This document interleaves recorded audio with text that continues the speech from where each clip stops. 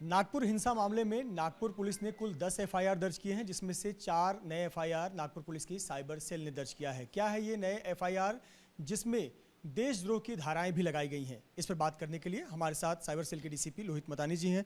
मतानी sir, सबसे पहला सवाल कि 4 नए एफआईआर साइबर सेल ने दर्ज किए हैं, क्या है ये एफआईआर, कितने आरोपी उसमें बनाए गए हैं, किस प्रकार की धाराएं लगाई गई हैं? नागपुर साइबर पुलिस ने 4 एफआईआर दाखिल किए हैं, जिनमें से जिनका मैं नंबर बताता हूँ 27, 28, 29, 30। ये 4 एफआईआर हैं। इनमें से पहला जो एफआईआर है उसमें जो वायलेंस से पहले जो घटनाएं हुई थी, जिसमें जो प्रोटेस्ट हुआ था औरंगजेब के विरोध में, उस प्रोटेस्ट के वीडियोस को मॉडिफाई करके कट करके एक नैरेटिव बनाने के लिए उसको सोशल मीडिया पे स्प्रेड किया गया, जिसकी वजह से बाद में राइट हुए और वायलेंस हुआ। इसके अंदर हमने कलम 192, 196, 353 1 ब, 353 1 क और 353 2 ऐसे भारतीय न्याय संहिता और कलम 67 आईटी एक्ट, इस प्रकार से हमने उसमें एफआईआर किया है। इसके बाद में 28 नंबर की जो एफआईआर है उसमें हमने जो वायलेंस हुआ और जो 2 समुदायों के बीच में भिड़ंत हुई, उसके वीडियो को लोगों ने वायरल किया और लोगों में फर्दर उनको डराने का काम किया, वो हमने 28/25 किया है। 29/25 में जब लोगों ने अलग अलग प्रकार से कमेंट किया, एक दूसरे समुदाय में, दूसरी जाति में और दूसरे धर्म के विरोध में उन्होंने कमेंट किए और फर्दर वायलेंस बढ़ाने के लिए और आने वाले दिनों में फर्दर राइट होने के लिए जिन्होंने ये प्रेरणा दी, उस पर किया है। और जो सबसे महत्वपूर्ण है 30/25, जिसमें जो पुलिस के खिलाफ में वायलेंस हुआ, दूसरे समुदायों के खिलाफ में वायलेंस हुआ, उसको उन्होंने ग्लोरीफाई किया। इस प्रकार का उसमें म्यूजिक डाला, इस प्रकार का उसमें कैप्शन डाला, उस प्रकार का उसमें मैसेज देने की कोशिश की कि ये वायलेंस जो हुआ वो सही हुआ और सभी जगह पे इस प्रकार का वायलेंस होना चाहिए। ऐसे अकाउंट पे हमने 30/25 ये लगे है। किस प्रकार के वीडियोस डॉक्टर किए गए, जो आपने वीडियो आइडेंटिफाई किए, कैसे छेड़छाड़ की गई वीडियो के साथ में और उसे फैलाया गया? अब देखिए, जैसे कि वीडियो जो प्रोटेस्ट का वीडियो था 27/25 में, उसमें जो बेसिकली जहाँ पे प्रोटेस्ट हो रहा था उसको जूम करके और उसको फिर उन्होंने रेलेवेंट पार्ट्स को कट करके और उसके बाद में उसमें ऊपर से खुद से लिख दिया कि इसमें ये दिख रहा है या कुछ ये दिख रहा है, जिससे लोगों के मन में मिस इन्फॉर्मेशन फैली, अफवाह फैली। और उसके बाद जो वायलेंस हुआ, तो वायलेंस वाले जो क्लिपिंग्स है उनको बताया, साथ में लिख दिया कि हिंदू लोग मुस्लिम के खिलाफ वायलेंस कर रहे हैं, मुस्लिम हिंदू के खिलाफ वायलेंस कर रहे हैं। और इसमें सभी लोगों के मन में उन्होंने अलार्म की स्थिति पैदा की, जिससे ज़्यादा लोग सड़क पे आए। और जैसे कि मैंने आपको बताया कि जो महत्वपूर्ण है 30/25 में जो वायलेंस हुआ, पुलिस के खिलाफ में पत्थरबाजी हुई, उसको उन्होंने ग्लोरीफाई किया। उसके साथ में उसने जैसे लिखा कि अल्लाह अकबर, सर तन से जुदा, इस प्रकार का म्यूजिक दिया, नागपुर में जो हो रहा है सही हुआ, ऐसा ही होना चाहिए, इस प्रकार के मैसेजेस दिए, जिससे कि और लोगों के मन में सबवर्सिव एक्टिविटीज करने के लिए प्रेरणा मिले और उसको उन्होंने अपील किया। भारतीय न्याय संहिता की धारा 152 लगाई गई है, देशद्रोह का मामला, जिसमें फहीम खान का भी नाम है। इसके बारे में क्या आप बता पाएंगे कि देशद्रोह का मामला लगाया गया है, क्या आरोप है फहीम पर?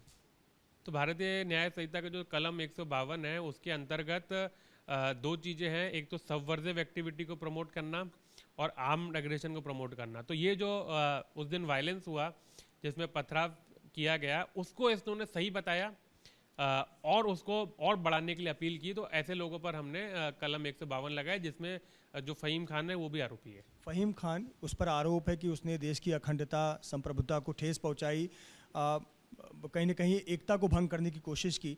एग्जैक्टली इसका रोल क्या है? इसका जो वीडियो था जिस दिन ये प्रोटेस्ट हुआ 17 तारीख को दोपहर को, वहाँ से लेकर इसके वायलेंस तक का इसका रोल क्या है? पहला रोल तो है कि जो प्रोटेस्ट हुआ था, प्रोटेस्ट वाले वीडियो को डॉक्टर करके उसने स्प्रेड किया, वायलेंस को प्रमोट करने के लिए लोगों को प्रेरणा दी।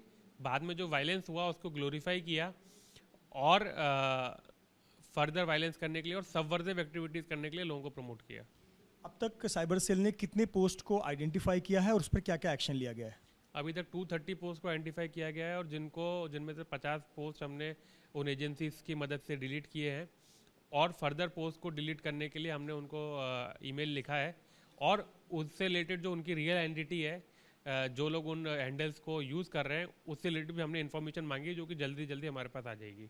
हैंडलर्स का क्या रोल है? किस प्रकार से डॉक्टर्ड वीडियो हो या फिर वायलेंस वाले वीडियो हो, प्रोटेस्ट की वीडियो हो, कैसे मिस इन्फॉर्मेशन फैलाई, किन किन प्लेटफॉर्म्स पर फैलाई गई? जो प्रोटेस्ट हुआ, प्रोटेस्ट के वीडियो को डॉक्टर करके फेसबुक, इंस्टाग्राम, ट्विटर और यूट्यूब, ये 4 जो ओपन प्लेटफॉर्म थे उसमें फैलाई गई, लेकिन साथ में ही व्हाट्सएप और टेलीग्राम ग्रुप में भी ये मिस इन्फॉर्मेशन फैलाई गई। लेकिन जो पहले के जो 4 प्लेटफॉर्म थे, फेसबुक, इंस्टाग्राम, ट्विटर और यूट्यूब, उससे रिलेटेड हमने इन्फॉर्मेशन जानकारी उनसे मांगी है। लेकिन व्हाट्सएप जो है, जो कि एक इस प्रकार से इन्फॉर्मेशन प्रोवाइड नहीं करता है, उससे रिलेटेड जो हम लोग एक्यूज को जब अरेस्ट करेंगे तो उनके मोबाइल फ़ोन से वो इन्फॉर्मेशन हमको मिल पाएगी। क्या इसमें नागपुर के बाहर का भी लिंक निकल कर सामने आया है? आप लोगों की जांच में अब तक किस प्रकार के प्रोफाइल और कहाँ से ऑपरेट हो रहे थे?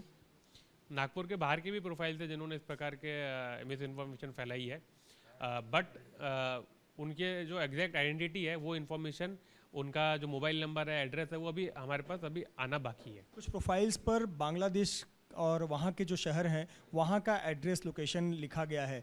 आप लोग की जांच में क्या कुछ निकल कर आया है? बांग्लादेशी लिंक कैसे निकल सामने आ रहा है? एक आधे प्रोफाइल पे बांग्लादेश का जिक्र किया हुआ है, लेकिन अभी वो एग्जैक्टली कहाँ पर रहता है वो उसके आईपी एड्रेस से हमको पता चलेगा। ये जो सोशल मीडिया अकाउंट्स हैं या हैंडलर्स के प्रोफाइल हैं, क्या इसके अलावा कोई संगठन, खास करके जो प्रतिबंधित संगठन है, उनके भी पेजेस आप लोग के सामने आए हैं? कोई पेजेस भी हैं जिस पर ये वायरल किए गए वीडियोस और डॉक्टर्ड वीडियोस? बहुत सारे पेजेस पे वायरल किए गए हैं, लेकिन उनको कौन ऑपरेट कर रहा है और क्या संगठन है उसके पीछे है, वो बारे में जानकारी जैसे हमको मिलेगी तो हम उसको आपको बता पाएंगे। फाइनेंस के बारे में क्या बताएंगे? जिस प्रकार की ये चीज़ें की गई, एक अकाउंट बनाकर वायरल करना, क्या इसके पीछे कुछ लोगों ने फंडिंग की होगी, ऐसा भी नज़र आ रहा है? इसकी जांच हो रही है? इसकी जांच हो रही है, इसके बारे में जब पुख्ता जब इन्फॉर्मेशन होगी तब हम उसके बारे में बता पाएंगे। आपने जैसा बताया कि सबसे पहले प्रोटेस्ट वाला वीडियो हुआ, उसको वायरल किया गया अपने अपने एजेंडे के अनुसार। बाद में जब हिंसा हुई उसको वायरल किया गया, और उसके बाद में तरह तरह के आपत्तिजनक पोस्ट आ रहे हैं, जिस 230 पोस्ट आप लोग ने आइडेंटिफाई किए हैं। क्या एक पैटर्न दिखता है, एक टूल किट दिखता है कि इस प्रकार से ये पूरी हिंसा को अंजाम दिया गया? पैटर्न इस प्रकार से दिख रहा है कि जो पहले जो पोस्ट था, जो प्रोटेस्ट से रिलेटेड जो वीडियो था, उसको डॉक्टर करके डाला गया।